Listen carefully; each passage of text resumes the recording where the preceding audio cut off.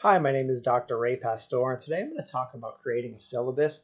I'm going to talk about some of the things I've learned over the years about, what you want to include in the syllabus, how it should be developed, what kind of policies should you have. So first thing about a syllabus that you need to understand is that it is the contract between you and your students. So you want to make sure if you have a certain policy, about grading, that it's in there, because if it's not and a student challenges you, they could possibly win. It's your contract. If it's not in there, then how do they know it's an official policy?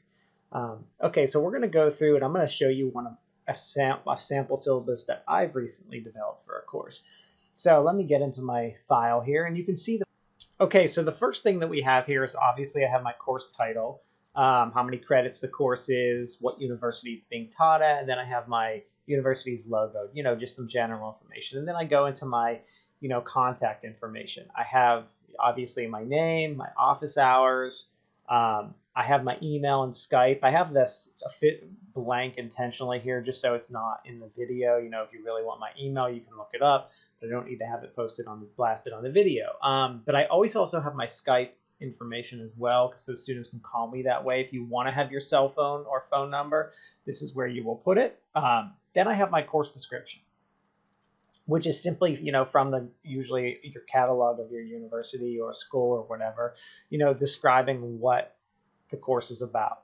Then I have my prerequisites. These are very important. If you don't have prerequisites and students sign up for the class that aren't supposed to be in there and you didn't list it on the syllabus, even though it's in the catalog, there could be some confusion. So make sure you always have your prerequisites.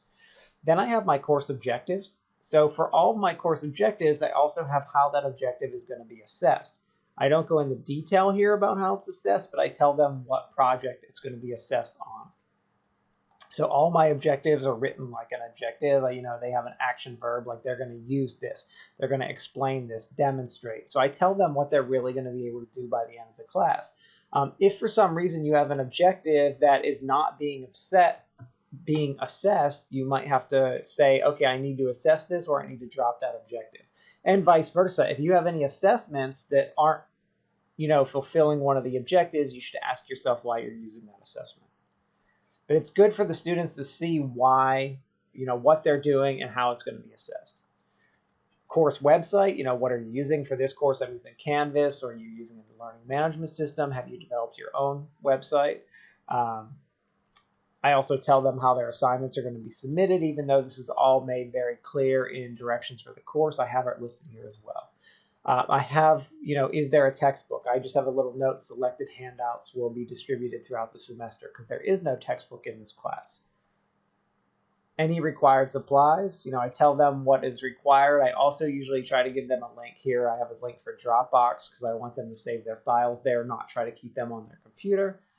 Class format, I tell them how the course is going to be delivered. This one happens to be 100% online. I tell them about the course procedures. In the course procedures, I tell them that they're expected to spend a minimum of 3 to 6 or more hours per week in my class.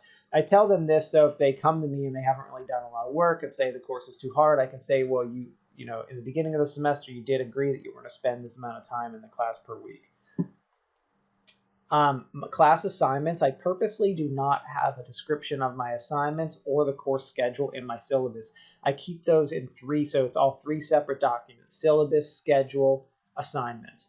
I have that to keep it organized, and that way I can have one big document that has my schedule, and I can keep my syllabus nice and tight together.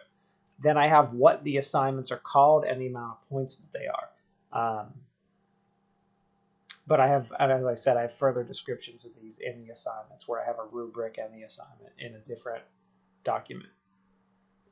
Grading policy. I go through and talk about how I grade. I tell them when they're going to be graded. I also tell them, what happens if they miss an assignment, or what happens if they're late. In this class, I have a no tolerance policy. 0 is late. If it's late by an hour, it's a 0. So there are no excuses, nothing.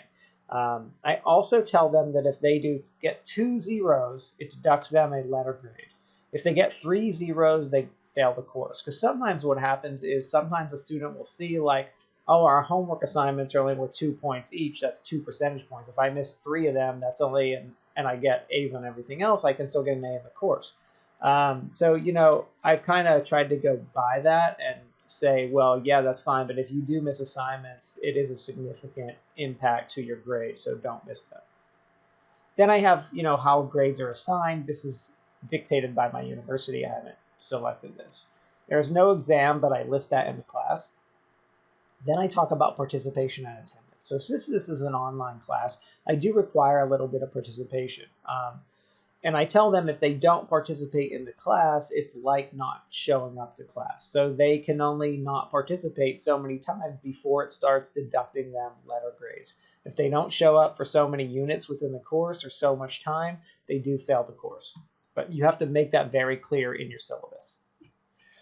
Next thing I do is I talk about the quality of work. I have something that I call the wow factor. Basically what the wow factor is so a student turns in an assignment, but they met all the requirements in the rubric, but they didn't, it's not good. I can tell they didn't spend time on it. I can tell they threw it together, but they did meet the requirements, especially in my classes. I teach technology classes where they can do the technical stuff pretty quick, but I could tell they didn't spend time on it. So I have something called the wow factor. The wow factor separates A's from B's.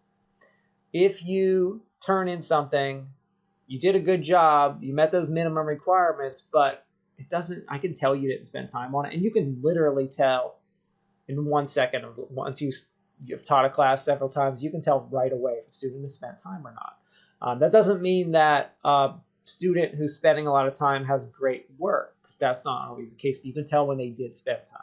And that's what the wow factor is. So it's always part of my rubrics. I explain what it is here.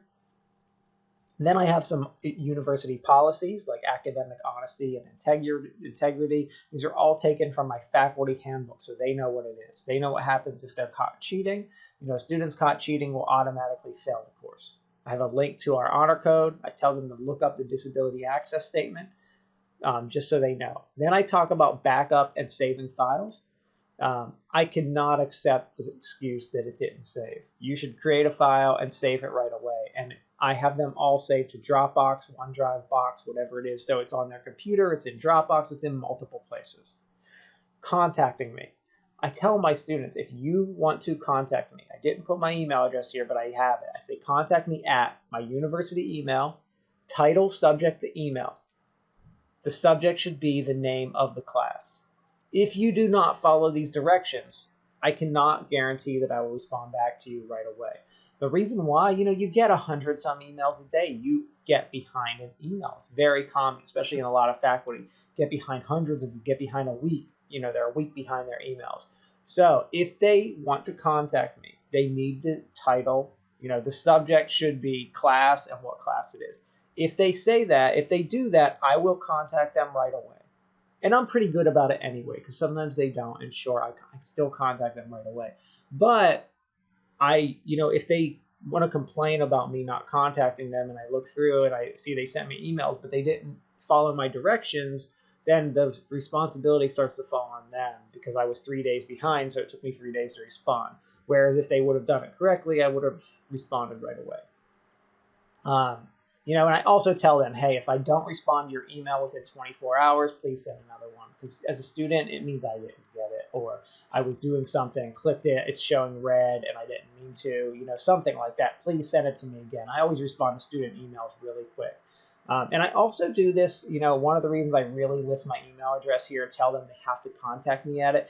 I've heard stories of students contacting faculty at email addresses that weren't theirs, like something at Hotmail or something at Yahoo, just the professor's name at Yahoo, and the person will contact them back, and it wasn't really the professor. So I really make sure that I hit that point home with them, just so that doesn't happen.